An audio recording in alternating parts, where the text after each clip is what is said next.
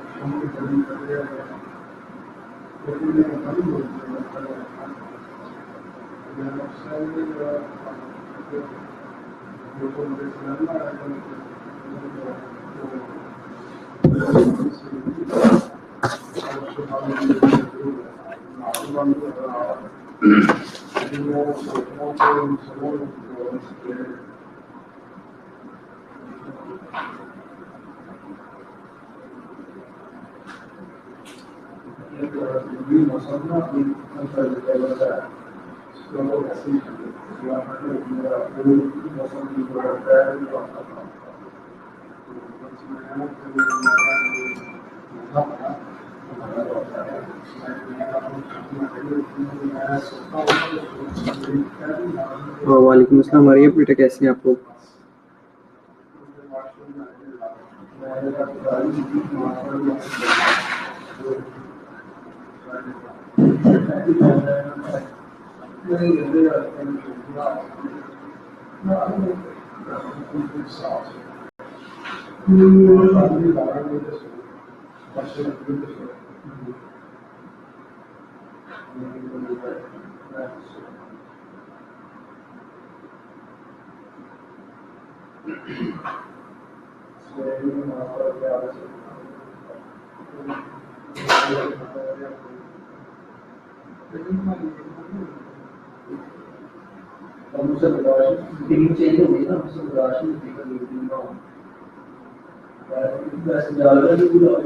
वालेकुम अस्सलाम। Very good morning to all of you.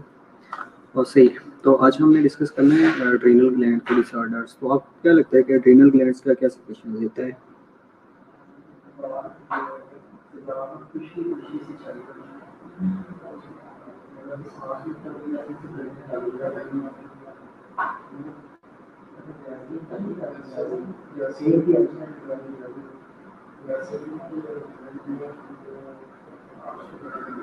Very good morning बेटा। Adrenal glands क्या क्या सिक्रीशन देता है? Anybody nose?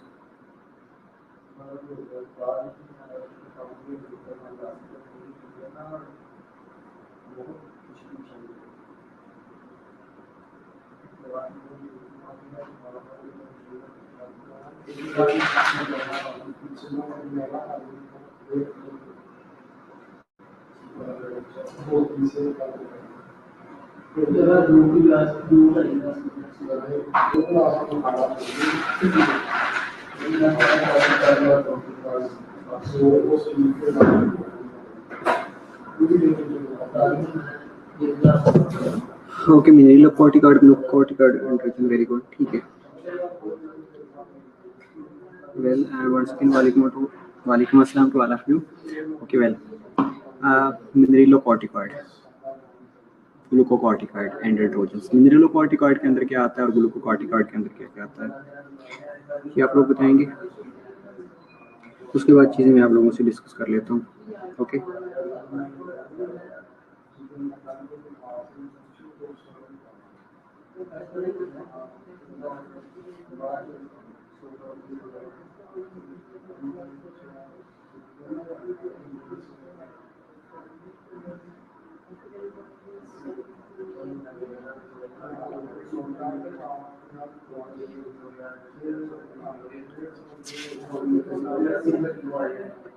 हाँ बेटा, काफ़ी अरसे के बाद आपने क्लास ज्वाइन किया है, खैरियत थी? आप ठीक थी?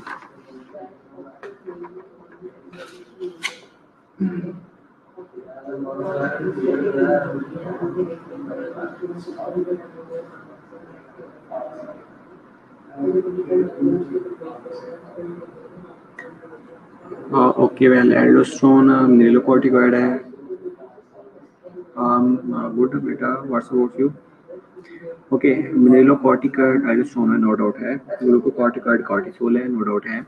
ओके, आपको पता है एल्डोस्टेरोन सिक्रीट कैसे होता है, इसकी सिक्रीशन कैसे मेंटेन होती है, और ग्लूकोकॉर्टिकॉइड या कॉर्टिसोल की सिक्रीशन कैसे मेंटेन होती है, किसी को पता है?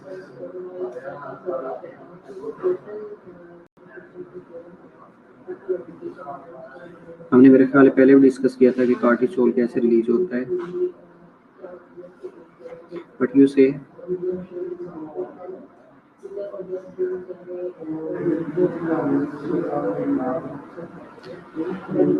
वालेकुम अस्सलाम सलाम, वेलकम बेटा।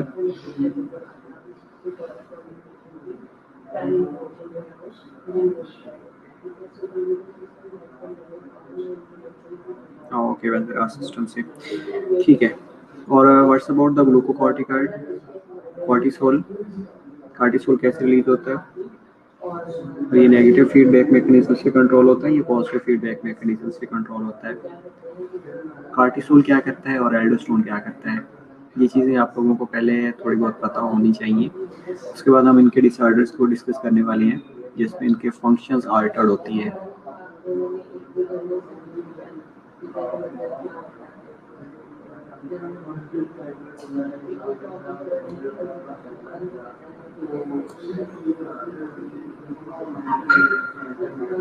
अच्छा, डेफिनेटली बोल रहा हूँ, आवाज़ आपको नहीं आ रही, पता नहीं क्यों नहीं आ रही। शमाना बेटा, आप क्या पूछ रही हैं?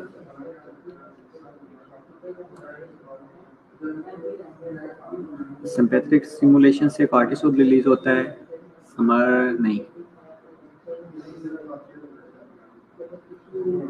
Pituitary gland release ACTH to stimulate hypothalamus to release glucocorticoid. Okay, थोड़ा बहुत पता है, ठीक है। इसका पाथवे नहीं पता आप लोगों को कि ग्लूकोकॉर्टिकॉइड रिलीज बेसिकली कहाँ से होता है। ओके, नेगेटिव फीडबैक मैकेनिज्म से, definitely yes, negative feedback mechanism से ही कंट्रोल होता है। Very good. Okay, what you से कि ग्लूकोकॉर्टिकॉइड क्या डिफरेंट फंक्शन परफॉर्म करता है? ग्लूकोकॉर्टिकॉइड के क्या फंक्शंस होते हैं? स्ट्रेस हार्मोन है, एल्डोस्टेरोन ब्लड वॉल्यूम को मेंटेन करता है, डेफिनेटली यस। समझ यू आर राइट कि स्ट्रेस हार्मोन है कॉर्टिसोल और एल्डोस्टेरोन ब्लड वॉल्यूम को मेंटेन करता है, ठीक है। इंस्टेड ऑफ दैट कोई और इम्पोर्टेंट फंक्शन, कोई और इम्पोर्टेंट फंक्शन जो आप लोगों को पता हो?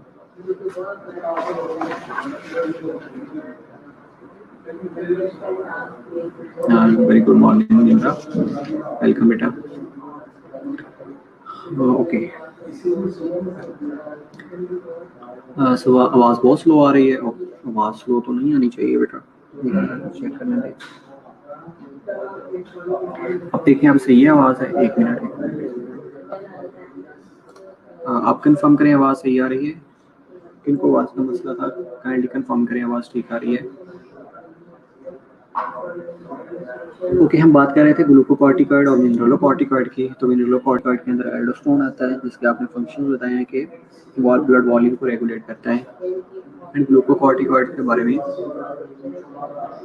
ओके, ग्लूकोनियोजेनेसिस भी करवाता है कॉर्टिसोल। ओके, वेरी गुड, ठीक है। थोड़ा थोड़ा आउट नो होता जा रहा है आप लोगों को कि ग्लूकोकॉर्टिकॉइड्स के और भी फंक्शंस हैं।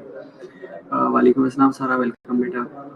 सर, हम डिस्कस कर रहे हैं कि डिसऑर्डर्स ऑफ एड्रिनल ग्लैंड है, और मैं आप लोगों से पूछ रहा था कि एड्रिनल ग्लैंड से कौन सी सेक्रेशन आती हैं। तो आप लोगों ने बताया था, आपकी क्लास ने बताया ग्लूकोकॉर्टिकॉइड है, मिनरलोकॉर्टिकॉइड्स है, इंट्रोजन्स हैं, जिसमें हमने ग्लूकोकॉर्टिकॉइड और मिनरलोकॉर्टिकॉइड के बारे में डिस्कस कर रहे हैं। ग्लूकोकॉर्टिकॉइड के अंदर कॉर्टिसोल आता है, मिनरलोकॉर्टिकॉइड के अंदर एल्डोस्टेरोन आता है। Okay, fight inflammation, work with immune system, glucocorticoid. Okay बेटा, जितने भी स्टीरॉइड्स इन नेचर्स हैं ना, वो ultimately they have a role in the immune system, they have anti inflammatory role, basically anti inflammatory role. Blood hormones are steroid in nature, तो they have an inflammatory role. Lipolysis भी करवाता है, okay well, definitely करवाता है। Stress hormone है, no doubt है, ठीक है। और वालेकुम अस्सलाम Rabia, and what's about the Faisal, Faisal are you here ना? ओके, चलें, आप लोगों को इतना थोड़ा बहुत पता है कि मिनरलोकॉर्टिकॉइड और ग्लूकोकॉर्टिकॉइड की रिलीज का एटलीस्ट आप लोगों को पता होना चाहिए, क्योंकि आपके जो UHS के ऑब्जेक्टिव्स हैं वो कहते हैं कि आपको एनाटॉमी और फिजियोलॉजी ऑफ एड्रिनल ग्लैंड्स के बारे में पता होना चाहिए, and importantly function of adrenal cortex hormone like corticosteroids हैं, या जितनी भी कॉर्टिकोस्टेरॉइड्स हैं, they are basically inflammatory in natures, immune system को ट्रिगर कर रहे होते हैं, ये इम्यून सिस्टम के साथ मिलके इन्फ्लेमेशन को रिड्यूस कर रहे होते हैं। And importantly we are discussing two diseases, one is Cushing syndrome and other one is Addison disease. You know what is Cushing syndrome और what is Addison disease? Mostly आप लोगों ने सुना होगा या आप लोगों ने क्लिनिकल्स किए होंगे, मेडिकल वार्ड के अंदर गए होंगे और मेडिकल वार्ड के अंदर फाइल के ऊपर लिखा हुआ देखा होगा कि पेशेंट है यानी कि कुशिंग सिंड्रोम और एडिसन डिजीज। जो उसकी पेशेंट की डायग्नोज होगी that will be mentioned on the patient's file कि कुशिंग सिंड्रोम है या एडिसन डिजीज है। तो what do you know by Cushing syndrome और एडिसन डिजीज का? आपको क्या लगता है कि कुशिंग सिंड्रोम क्या है और एडिसन डिजीज क्या है? और ये डिसऑर्डर्स कहाँ के हैं? हम डिसऑर्डर्स तो हमें पता चल गया खैर कि एड्रीनल ग्लैंड्स के डिसऑर्डर्स हैं, लेकिन कुशिंग सिंड्रोम में क्या होता है और एडिसन डिजीज के अंदर क्या होता है, दैट इज वेरी इंपॉर्टेंट। और ये एमसीक्यूज में भी पूछा जा रहा होता है कि Cushing syndrome is disorder of adrenal gland and due to deficiency या इंक्रीज ऑफ फ्ला फ्ला फ्ला। इसी तरह ये same with the Addison disease भी आ रहा होता है। तो व्हाट यू से कि कुशिंग सिंड्रोम क्या है?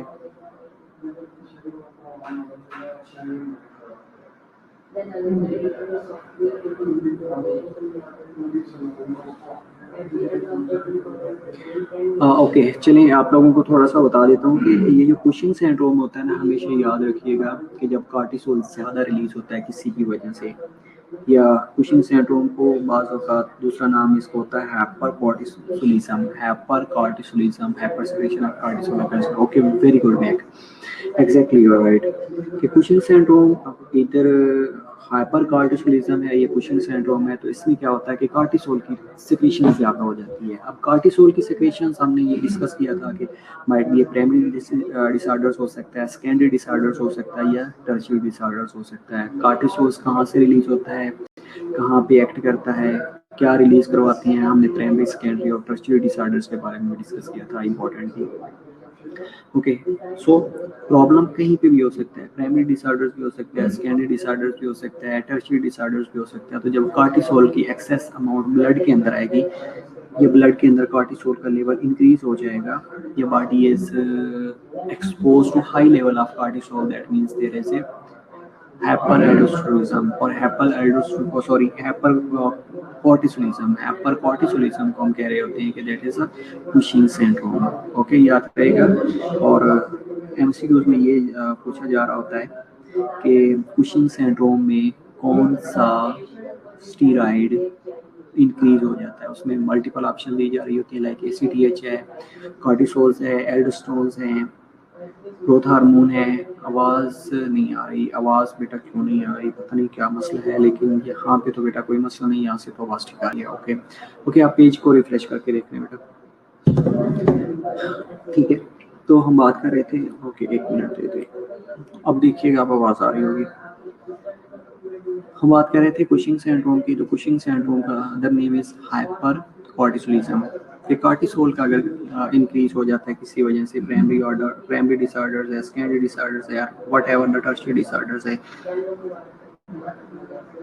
इसके अलावा एक और काज भी हो सकती है बेटा कि अगर कुशिंग सिंड्रोम है तो उसमें अगर कार्टिसोल कंटेनिंग मेडिकेशंस पेशेंट दे रहा है, like patient is suffering from asthma or patient is suffering from and other inflammatory diseases, कोई भी inflammatory disease है like rheumatoid arthritis हो सकता है, एस्थमा हो सकता है, या कोई और भी कंडीशन जिसमें इन्फ्लेमेटरी डिजीज को ट्रीट करने के लिए आप पेशेंट्स को कार्टिसोल दिया जा रहा है। बेसिकली कार्टिसोल एंटी इन्फ्लेमेटरी है, या इन्फ्लेमेशन को रिड्यूस करने के लिए अगर कार्टिसोल दिया जा रहा है और कार्टिसोल का लेवल इंक्रीज हो गया है तो ultimately that will also lead to a Cushing syndrome. Okay 2 से 3 कंडीशंस मैंने बता दी हैं। 2 से 3 कंडीशंस लाइक या तो प्राइमरी डिसऑर्डर की वजह से इंक्रीज हो सकता है, सेकेंडरी की डिसऑर्डर की वजह से हो सकता है, या इंपॉर्टेंटली टर्शियरी डिसऑर्डर हो सकता है। इसके अलावा वो पेशेंट्स जो कि क्रोनिक इन्फ्लेमेटरी डिजीज़ के साथ हैं, क्रोनिक इन्फ्लेमेटरी डिजीज़ या ऑटो इम्यून डिजीज़ के साथ हैं, जिनमें स्टीरॉयड देना इंपॉर्टेंट है, और स्टीरॉयड के अंदर कॉर्टिकोस्टेरॉइड्स दिए जा रहे हैं, specially in the form of cortisol. अगर कार्टिसोल दे रहे हैं तो that will lead to hyperaldosteronism. जैसे ही hyper cortisolism, not aldosteronism, hyper cortisolism और कॉर्टिसोल का लेवल जैसे इंक्रीज होएगा तो that will lead to Cushing syndrome. Okay याद रहेगा, कुशिंग सिंड्रोम को अब आपने नहीं भूलना।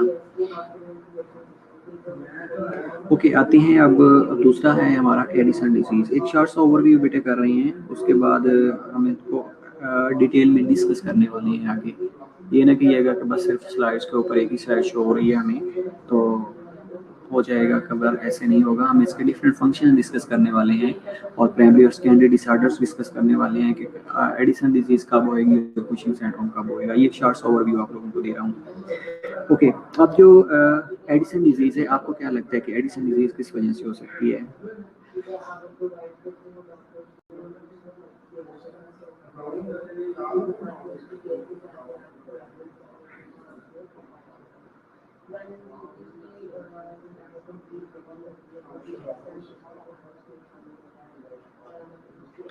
हमें पता चल गया कि कुशिंग सिंड्रोम तो कॉर्टिसोल की वजह से हो सकता है, ओवर सेक्रेशंस की। तो जो एडिसन डिजीज है ये किस वजह से होती है? Adrenal insufficiency. ओके बेटा, एड्रीनल इनसफिशिएंसी आप बिल्कुल ठीक कह रही हैं, लेकिन आप कुछ हार्मोन्स के नाम बताएंगी, कुछ कॉर्टिकोस्टेरॉइड्स के नाम बताएंगी जिनकी वजह से एड्रीनल इनसफिशिएंसी हुई है राबिया।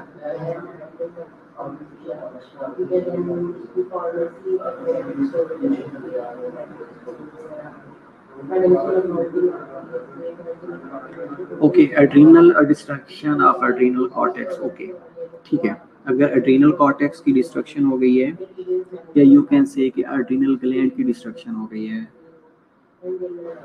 एड्रीनल ग्लैंड की अगर डिस्ट्रक्शन हो गई है जिसकी वजह से ना ग्लूकोकॉर्टिकॉइड रिलीज हो रहा है और ना ही मिनरलोकॉर्टिकॉइड रिलीज हो रहा है। लाइक ग्लूकोकॉर्टिकॉइड्स लाइक कॉर्टिसोल होता है और मिनरलोकॉर्टिकॉइड्स लाइक एल्डोस्टेरोन होते हैं। अगर एल्डोस्टेरोन या ग्लूकोकॉर्टिकॉइड, आप ये कह लें कॉर्टिसोल या एल्डोस्टेरोन कह लें या ग्लूकोकॉर्टिकॉइड और मिनरलोकॉर्टिकॉइड कह लें, अगर they are not enough produce in our body, तो देन वी कैन से कि patient is suffering from Addison disease. Okay,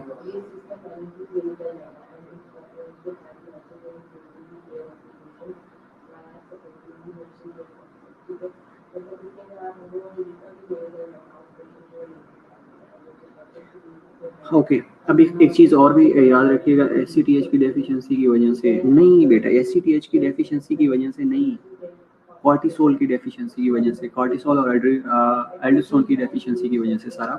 बेटा समटाइम्स ऐसे होता है कि एसीटीएच रिलीज हो रहा होता है, एसीटीएच रिलीज हो रहा होता है पिट्यूटरी से, लेकिन एड्रीनल ग्लैंड के ऊपर एक्ट नहीं कर सकता। एसीटीएच का लेवल हाई होता है लेकिन एड्रीनल ग्लैंड के ऊपर एक्ट करके कॉर्टिसोल रिलीज नहीं हो रहा होता।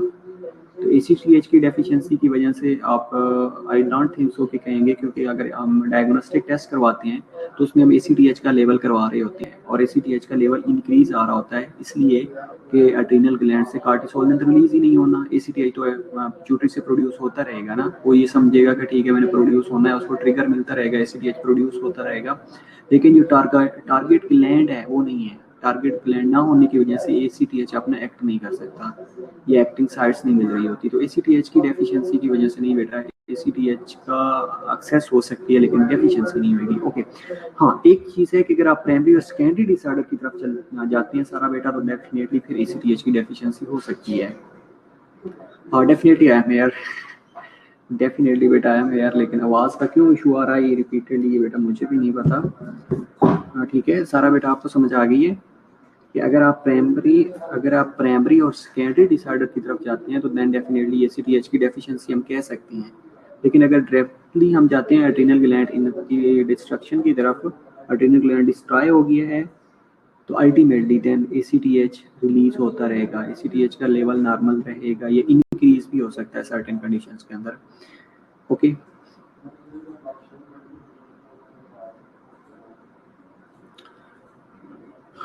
ठीक है, ओके वेल, अगर आप प्राइमरी और सेकेंडरी डिसऑर्डर की बात करेंगी तो फिर एसीटीएच की डेफिशिएंसी की वजह से हो सकता है, नो डाउट। लेकिन अगर हम बात करते हैं डिस्ट्रक्शन ऑफ एड्रीनल ग्लैंड की, तो एड्रीनल ग्लैंड ही नहीं है, तो एसीटीएच का लेवल हाई हो सकता है।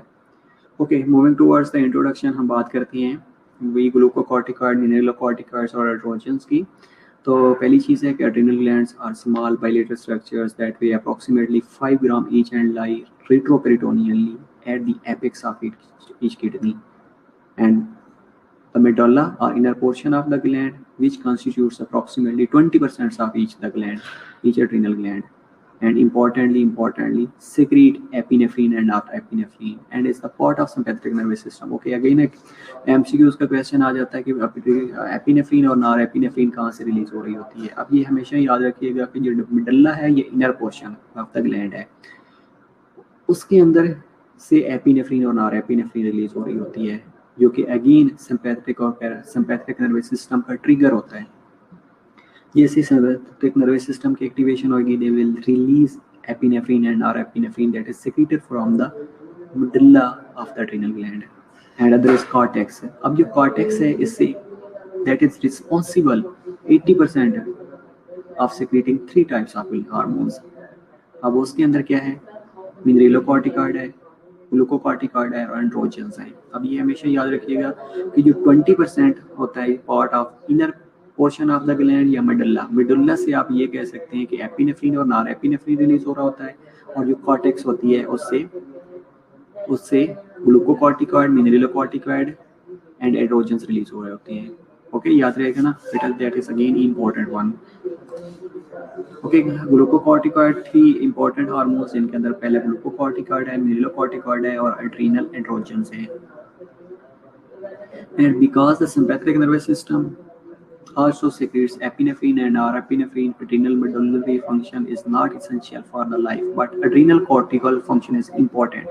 अगर बेटा नॉरएपिनेफ्रिन या एपिनेफ्रिन, नॉरएपिनेफ्रिन या एड्रेनलिन और नॉरएड्रेनलिन नहीं भी रिलीज होती ना, तो सर्टेन कंडीशन में और लोकली हार्मोन रिलीज हो रहे होते हैं, सिंपैथेटिक ट्यून इसको मेंटेन कर रही होती है।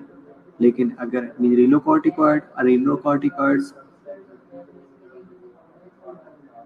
ओके, एनाटॉमी में रट्टा लगाया था, वेल ठीक है। तो अगर एड्रेनल कॉर्टेक्स से ग्लूकोकॉर्टिकॉइड, मिनरेलोकॉर्टिकॉइड्स या एंड्रोजन्स रिलीज नहीं होते, तो आपको पता ही है ग्लूकोकॉर्टिकॉइड रिलीज नहीं होना, कॉर्टिसोल रिलीज नहीं होएगा। कॉर्टिसोल नहीं होएगा तो बॉडी के अंदर कोई भी मेटाबॉलिक एक्टिविटी नहीं होगी। Same condition with the mineralocorticoids, आपके इलेक्ट्रोलाइट बैलेंस नहीं होंगे, एंड्रोजन सेक्स हार्मोन रिलीज नहीं होंगे। तो इसलिए मोस्ट इम्पॉर्टेंटली एड्रीनल कॉर्टेक्स है, क्योंकि 80% एड्रीनल कॉर्टेक्स से हार्मोन रिलीज हो रहे होते हैं, एंड 20% ओनली मेडुल्ला से रिलीज हो रहा होता है। And total loss of the adrenal corticoid function is fatal in a few days to a few weeks if untreated। इसलिए हम कह रहे थे कि अगर एडिसन डिजीज हो गई है, एग्जैक्टली बेटा, ये बिल्कुल सही आप बता रहे हैं, जो माना कि लोकली हार्मोन रिलीज हो रहे होते हैं, और ये लोकली हार्मोन रिलीज होने के बाद क्या करते हैं, आपके होमियोस्टेसिस को मेंटेन करवा लेते हैं। लेकिन अगर एड्रीनल कॉर्टेक्स ही डिग्रेड हो गई है या इसकी डीनर्वेशन हो गई है या डिस्ट्रक्शन हो गई है, तो ultimately there is no chance to sustain the life. इसलिए अगर एड्रीनल कॉर्टिकल फंक्शन लॉस हो गया है, तो जो पर्सन है वो फ्यू डेज से फ्यू वीक्स के अंदर उसकी डेथ हो जाती है। तो इसलिए इनको सिमल्टेनियसली एट वंस ट्रीट करना इंपॉर्टेंट होता है। लाइक अगर कॉर्टिकल फंक्शन डिस्ट्रॉय हो गया, कॉर्टिसोल की डेफिशिएंसी होगी, आप कॉर्टिसोल दें, एल्डोस्टेरोन की डेफिशिएंसी होगी, आप एल्डोस्टेरोन दें, इसलिए ताकि कॉर्टिसोल्स के डिफरेंट फंक्शन है और same condition with the aldosterone different functions हैं, उनके फंक्शंस को मेंटेन करने के लिए, अदरवाइज बॉडी कोलैप्स होना शुरू हो जाती है। Okay, biosynthesis, transport and metabolism की अगर हम बात करें तो more than 330 hormones are produced by the adrenal cortex, and of these hormones aldosterone is the principal mineralocorticoid, cortisol या hydrocortisone is the major glucocorticoids and androgens are the chief sex hormones.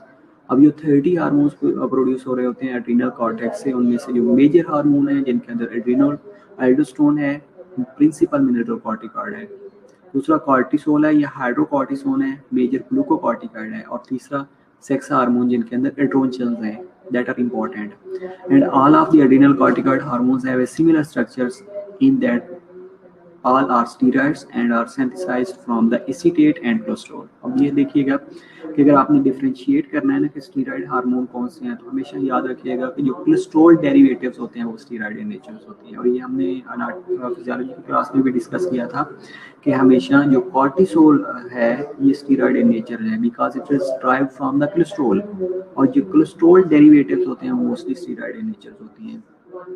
अब hydrocortisone आप ले लें या हाइजोनेट ले लें, आपने ward के अंदर देखा होगा कि डेक्सामेथासोन पेशेंट्स को दे रहे होते हैं, आपने हाइजोनेट हाइड्रोकॉर्टिसोन को भी देखा होगा, सोलोकार्टेफ इंजेक्शन के नाम से पढ़ा होगा, वो भी देखा होगा। These are basically steroid in nature, और ये स्टीरॉइड सिर्फ इनको रिप्लेस करने के लिए दिए जा रहे होते हैं, इन्फ्लेमेशन को रिड्यूस करने के लिए दिए जा रहे होते हैं। मोस्टली आपने देखा होगा कि वो पेशेंट्स जो एस्थमेटिक होते हैं they are consistently using steroid, like beclomethasones हैं, डेक्सामेथासोन्स हैं। तो ये क्या करते हैं, ये इन्फ्लेमेशन को रिड्यूस करवा रहे होते हैं, जो एक्सैजरेटेड इम्यून रिस्पांस आ रहा होता है उसकी एक्टिविटी को रिड्यूस करवा रहे होते हैं। And each of the step involve in the synthesis of various hormone requires specific enzyme, और इनकी प्रोडक्शन के लिए स्पेसिफिक एंजाइम चाहिए होते हैं। जिस तरह हम अगर एसीटीएच की बात करते हैं, adrenocorticotropic हार्मोन की बात करते हैं, that is secreted from the interior pituitary gland, control the secretion of glucocorticoid and adrenal androgens. And cortisol, aldosterone, and adrenal androgens are secreted in an unbounded state and bind to plasma protein for transportation in the circulatory system. Okay, अब एक बात हमेशा आपको याद रखने वाली है, finger tip पे होनी चाहिए कि ग्लूकोकॉर्टिकॉइड होगा, एल्डोस्टेरोन होएगा या एड्रीनल एंड्रोजेंस होंगे। ये अनबाउंडेड स्टेट के अंदर रिलीज होते हैं, और उसके बाद ये प्लाज्मा प्रोटीन के साथ बाइंड करते हैं। प्लाज्मा प्रोटीन के साथ बाइंड करने के बाद ब्लड के थ्रू ये ट्रांसपोर्ट होते हैं towards the target organ, towards the target tissue. Okay, यहाँ तक इस स्लाइड्स के अंदर हमने डिस्कस किया है कि मेन जो एड्रीनल कॉर्टेक्स है, एड्रीनल कॉर्टेक्स से मोर देन 30 हार्मोन रिलीज होती हैं, और उनमें से जो प्रिंसिपल हार्मोन्स हैं वो 3 हैं, जिनके अंदर मिनरलोकॉर्टिकॉइड है जिसको हमने एल्डोस्टेरोन का नाम दिया है, दूसरा हमने कहा है कि कॉर्टिसोल्स होता है जिसको हमने ग्लूकोकॉर्टिकॉइड का नाम दिया है, और तीसरा सेक्स हार्मोन्स होते हैं जिनको हमने एंड्रोजेंस का नाम दिया है। 3 चीजें हो गई।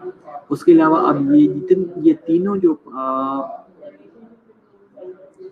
हार्मोन्स हैं जो एड्रीनल कॉर्टेक्स से रिलीज हो रहे होते हैं, that are steroid in nature, क्योंकि ये derived from acetate and cholesterol. 2 बातें हो गई। तीसरी बात में हमने ये कहा है कि जो एसीटीएच है इसको इंटीरियर पिट्यूटरी रिलीज करती है, और ये क्या करता है कि ग्लूकोकॉर्टिकॉइड और एड्रीनल एंड्रोजन की सेक्रेशन को कंट्रोल कर रहा होता है। वेरी इंपॉर्टेंटली, जो कॉर्टिसोल है या एल्डोस्टेरोन है या एड्रीनल एंड्रोजेंस हैं, ये अनबाउंडेड स्टेट के अंदर रिलीज होते हैं। रिलीज होने के बाद ये प्लाज्मा प्रोटीन के साथ बाइंड करते हैं, देन ये transported to the target tissue, then ये ब्लड के अंदर मूव करते हैं। ब्लड मूव करने के बाद ये टारगेट टिश्यू तक पहुंच जाती हैं। Okay, that was biosynthesis, transport and metabolism. Again, cortisol binds largely to corticoid binding globulins and to lesser extent to albumin.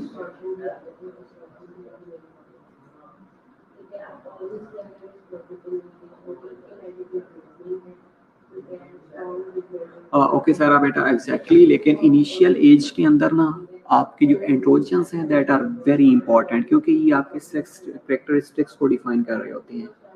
अगर एंड्रोजेंस रिलीज नहीं होंगे तो आपके सेक्स कैरेक्टरिस्टिक्स डिफाइन नहीं होते, और उसके रिजल्ट में इसके अलावा ये एंड्रोजेंस हिरोस्टिज्म में इनका बड़ा रोल है, एलोपेशिया काज करवा रहे होते हैं। टेस्टोस्टेरोन को लेवल को देख लें, ठीक है। तो secondary sex characteristics are mainly controlled by androgens. Early life के अंदर ये जब डेवलपमेंटल स्टेज होती है उसके अंदर बहुत इंपॉर्टेंट है, इसका रोल इंपॉर्टेंट है। लेकिन लेटर ऑन खैर आफ्टर द एज ऑफ 40 इतना इंपॉर्टेंट नहीं है, लेकिन जो मिनरलोकॉर्टिकॉइड है एंड ग्लूकोकॉर्टिकॉइड है they are very important. Okay, तो कॉर्टिसोल्स क्या करता है कि कॉर्टिकोस्टेरॉइड्स बाइंडिंग ग्लोबुलिन्स प्रोटीन्स होती हैं, लेकिन एल्ब्यूमिन के साथ कम ये बाइंड करता है। एंड मोस्टली जो आपका एंड्रोजेंस और एल्डोस्टेरोन्स हैं ये एल्ब्यूमिन के साथ बाइंड करती हैं। अब अगेन बता रहा हूँ कि बाइंडिंग साइट्स के बारे में क्या है कि जो कॉर्टिसोल होता है, cortisol largely corticosteroids binding globulin sites होती हैं या प्रोटीन्स होती है जिनके साथ बाइंड करता है, लेकिन एल्ब्यूमिन के साथ कम बाइंड करता है। अगेन एमसीक्यू का क्वेश्चन है। लेकिन एल्डोस्टेरोन्स और जो एंड्रोजेंस हैं ये मोस्टली एल्ब्यूमिन के साथ बाइंड कर रहा होता है, and it has been suggested that the pool of protein bond hormones may extend the duration of their action by delaying metabolic clearance।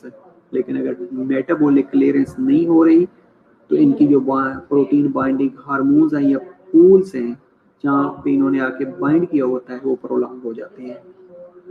And main sites of the for the metabolism of adrenal corticoid hormone is the liver. Very importantly कि अगर हम question ये पूछा जा रहा होता है कि मेटाबॉलिज्म एड्रीनल कॉर्टिकॉइड्स अगर रिलीज हुए हैं तो उनकी मेटाबॉलिज्म कहाँ पे होनी होती है, अल्टीमेटली आपको पता होना चाहिए कि लीवर के अंदर हो रही होती है, क्योंकि वहाँ पे कंजुगेशन हो रही होती है, इंपॉर्टेंटली कंजुगेशन होती है, जहाँ से वाटर सॉल्युबल के अंदर कन्वर्शन हो रही होती है और then they eliminated into the urine और बाइल और in the faeces.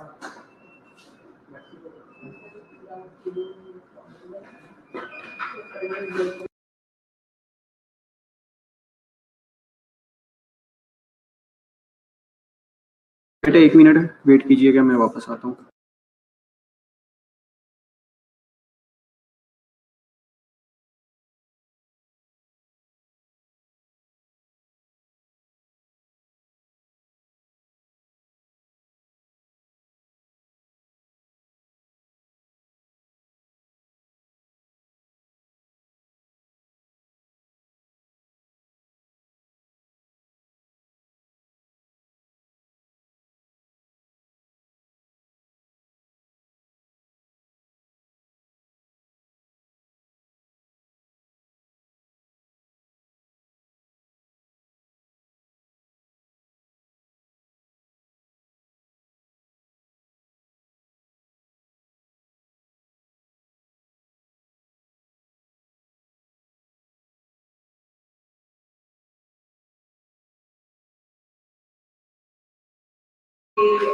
Okay sorry, welcome again, welcome back.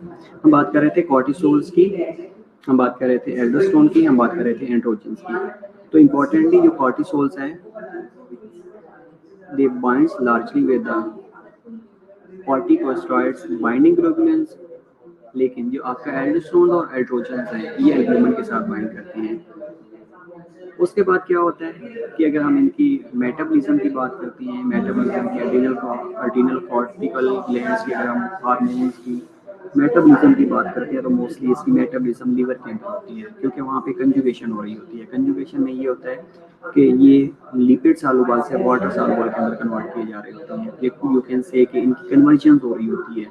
अब जैसे ये वाटर सॉल्युबल के अंदर कन्वर्ट हो जाते हैं तो ये एलिमिनेट होते हैं। अब एलिमिनेट ये बाइल्स की फॉर्म में एलिमिनेट हो रहे होते हैं, ये यूरिन की फॉर्म में एलिमिनेट हो रहे होते हैं, ये फीसेस की फॉर्म में एलिमिनेट हो रहे हैं। थ्री पाथवे से एलिमिनेशन हो रही होती है इसकी। ओके, तो इस स्लाइड्स के ऊपर हमने पहली इंपॉर्टेंट चीज़ ये डिस्कस की है कि जो कॉर्टिसोल होता है ये एल्ब्यूमिन के साथ बहुत कम बाइंड करता है, लेकिन इसकी स्पेशल बाइंडिंग साइट्स होती हैं, ये बाइंडिंग ग्लोबुलिन्स होती हैं that are known as corticosteroids binding globulins. उसके बाद हमने ये डिस्कस किया है कि अगर कॉर्टिसोल एल्ब्यूमिन के साथ बाइंड नहीं करता तो एल्ब्यूमिन के साथ बाइंड क्या करता है, तो एल्ब्यूमिन के साथ एल्डोस्टेरोन और एल्ड्रोजन बाइंड करता है।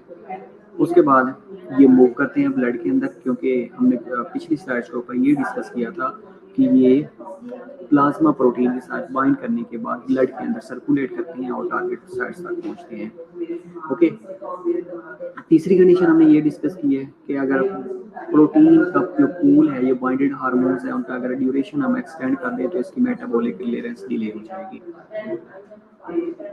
चौथी कंडीशन में हमने ये कहा है कि इसकी मेटाबॉलिज्म होती है, लीवर के अंदर ये मेटाबोलाइट होता है और वहाँ से इसकी कन्वर्जन हो रही होती है, इसकी कंजुगेशन हो रही होती है। कंजुगेशन में ये होता है कि वाटर सॉल्युबल के अंदर कन्वर्ट होता है, वाटर सॉल्युबल में कन्वर्ट होने के बाद that is eliminated either in the urine और इन द बाइल और either in the form of faeces. ये तीन तरीके से एलिमिनेट हो रहा होता है। ओके, इसके अलावा adrenal androgens are synthesized primarily by the zona reticularis and zona fasciculata of the cortex. Okay, अब ये हमेशा याद रखिएगा कि जो एंड्रोजन्स हैं ये कहाँ से रिलीज हो रहे होते हैं, तो ये कॉर्टेक्स के अंदर रीजन्स होते हैं, ये कॉर्टेक्स के अंदर एरिया होते हैं, zona reticularis and zona fasciculata of the cortex, वहाँ से एंड्रोजन रिलीज हो रहा होता है and sex hormone probably exert little effect on the normal sexual function. There is evidence, however, the adrenal androgens, the most important of which are dehydroepiandrosterone (DHEA) and its sulfate, continue to the pubertal growth of the body hair, particularly pubic axillary hairs in the women। ये बेटा सारा मैं आपको बता रहा था, जैसे आप कह रही थी कि एंड्रोजन इतने इंपॉर्टेंट नहीं होते, तो लेट्स सी के इतने इंपॉर्टेंट हैं एंड्रोजन्स।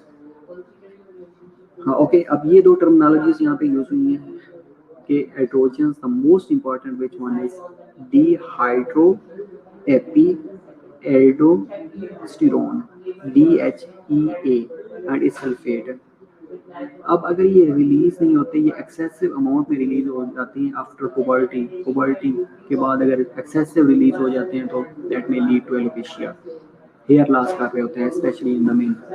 इसके अलावा जो बॉल्ड हेयर लॉस हो रहा होता है मेल्स के अंदर, वो भी इस हार्मोन की एक्सेस की वजह से हो रहा होता है, DHEA की एक्सेस की वजह से। मेल बॉल्डनेस जो हो रही होती है वो इस हार्मोन की एक्सेस होने की वजह से हो रही होती है। एंड दे में play a role in the steroid hormone economy of the pregnant women and fetal placental unit, and dehydroepiandrosterone sulfate is increasingly being used for treating both Addison disease and the adults who have a decreased level of DHEAS. Gynaecomastia definitely बेटा cause कर रहे होते हैं। हाँ okay, तो ये समझ आ गया बेटा इसके अंदर क्या हमने स्लाइड्स के अंदर क्या डिस्कस किया है कि adrenal oestrogens are very important and they are primary synthesized by zona fasciculata and zona reticularis. इसके अलावा सेक्स हार्मोन के बारे में हमने डिस्कस किया है कि इतना नॉर्मल सेक्स के फंक्शन के रिलेटेड नहीं है, लेकिन एविडेंस शोज दैट कि एड्रीनल एट्रोजन्स जिनके अंदर मोस्ट इंपॉर्टेंटली डीहाइड्रोएपिएंड्रोस्टेरोन है या DHEA है या सल्फेट है, that are very important because it may contribute to the pubertal growth of the body hair as well as particularly pubic or axillary hairs in the women as well. Okay, अगर इनकी deficiency हो जाएगी तो ultimately fetal placental depression हो सकता है, pregnancy problems हो सकती हैं, या जो पेशेंट एडिसन डिजीज से सफ़र कर रहा है उनको एज ए सिंथेटिक थेरेपी के तौर पे यूज़ किए जा रहे होते हैं। Got it? ओके, इसके अलावा physiologically important in the women's and with Addison disease and replacement with 25 to 50 grams D sulphates की डेली रिकमेंडेशन है। अगर हम सल्फेट की बात करते हैं तो उसकी डेली जो रिकमेंडेशन है वो 25 से लेके 50 ग्राम्स है। Okay, and importantly because the testes produce the hormones and there is no rationale for using it in men, and the level of sulphate की बात कर रहे हैं जैसे डिक्लाइन करेगा approximately 10 to 20% of the year of the 20 years old by 80 years of the age. Adrenopause कहा जाता है उसको कि 20 years का male look like 80 years of age.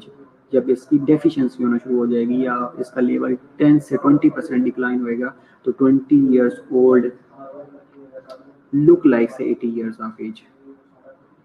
And the value of routine replacement of sulphate की अगर हम बात करते हैं तो adrenopause is largely unproven, but its level may represent another injury marker since it's involved with the cardiovascular, immunological, and endocrine systems, and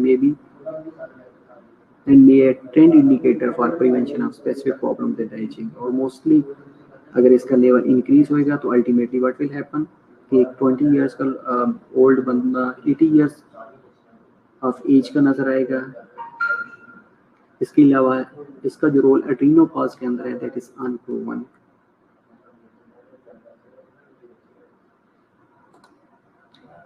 okay, if we talk about the mineralocorticoids तो हमें पता है कि मिनरलोकॉर्टिकॉइड्स एल्डोस्टेरोन है और aldosterone क्या करता है, सोडियम, वाटर और पोटाशियम को बैलेंस कर रहा होता है। पोटाशियम को 80 to 90% किडनी से एलिमिनेट करता है, लेकिन जब सोडियम का लेवल कम होता है या वाटर का लेवल कम होता है तो सोडियम और वाटर को रिटेन करवा रहा होता है, and that is produced from zona glomerulosa, the outer layer of the cell of the adrenal cortex. अब ज़ोना ग्लोमेरुलोसा से मिनरलोकॉर्टिकॉइड रिलीज हो रहा होता है और aldosterone secretion is regulated by renal angiotensin aldosterone system and by the level of blood level of the potassium.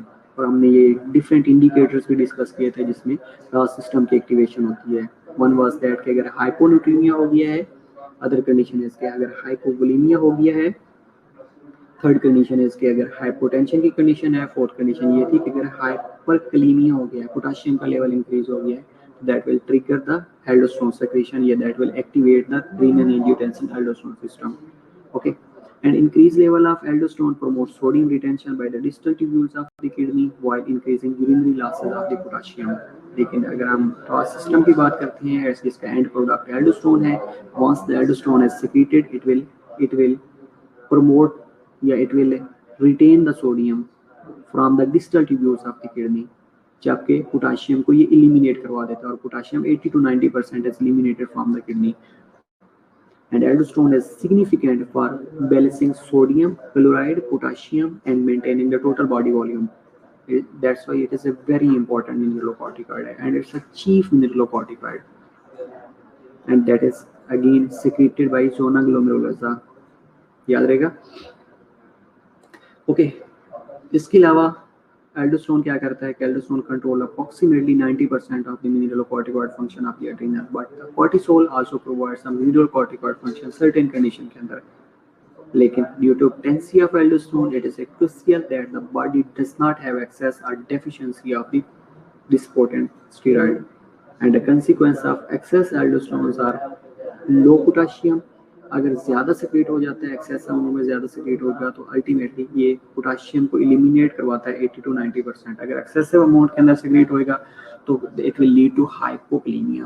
Potassium eliminate हो जाएगी and उसका इफेक्ट मसल्स के ऊपर पड़ेगा, that leads to a muscle weakness.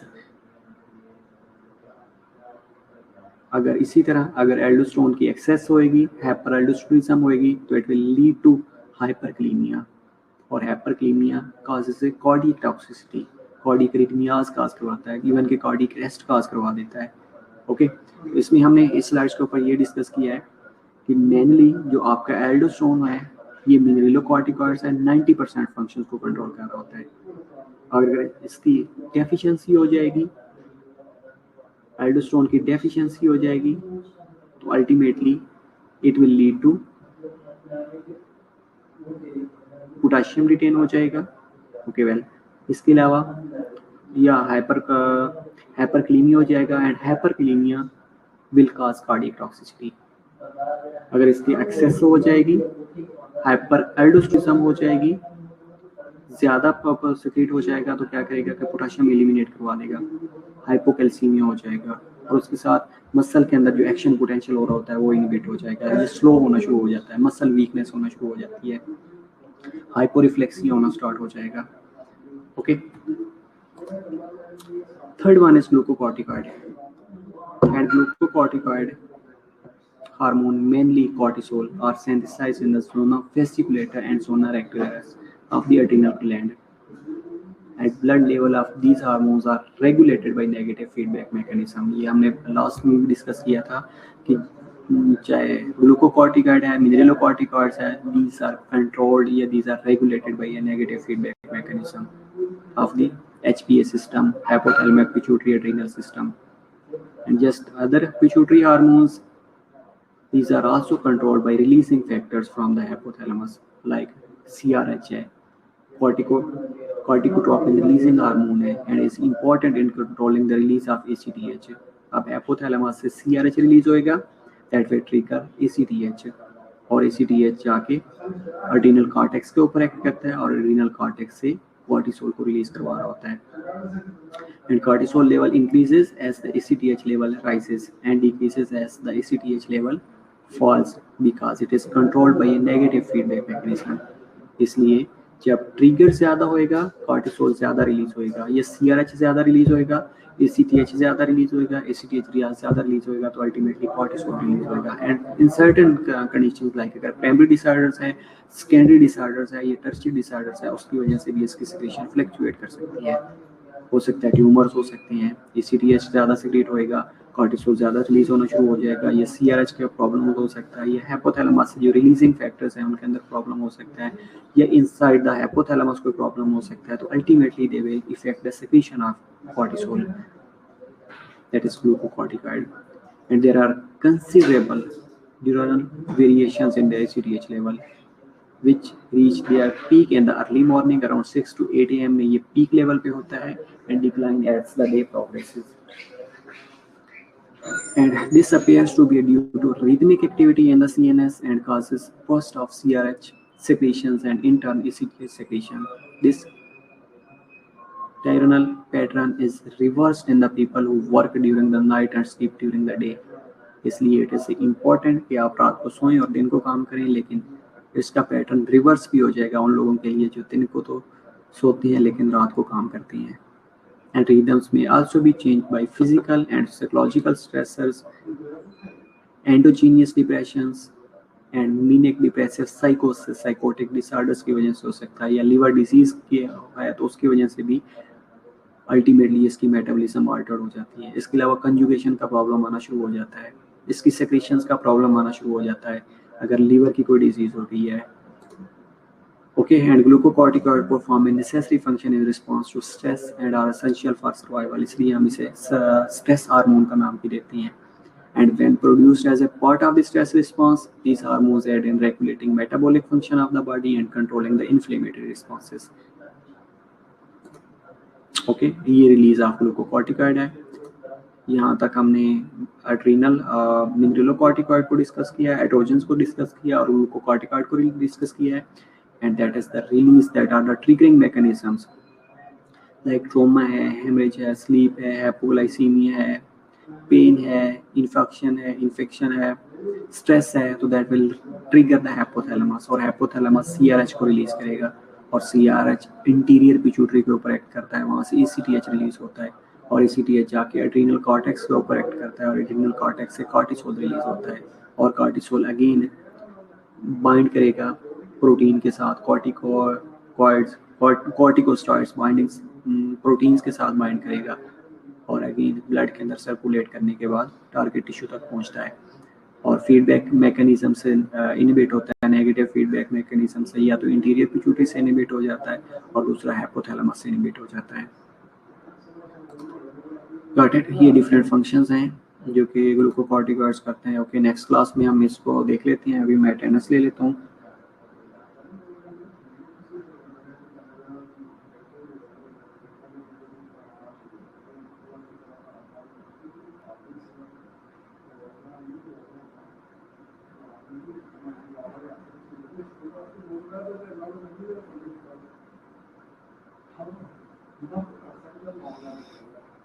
Okay, next class में हम continue करेंगे.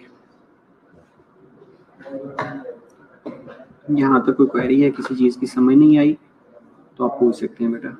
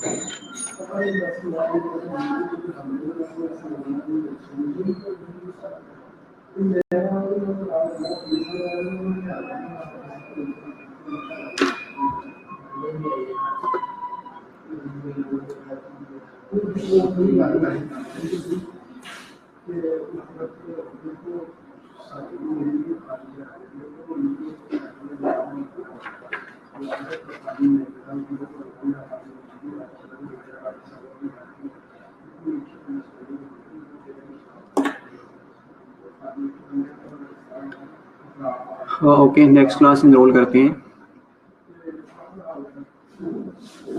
और उसके बाद हम इनको डिस्कस मज़ीद कर लेते हैं कि ग्लूकोकॉर्टिकॉइड्स का क्या क्या फंक्शन है, राइट।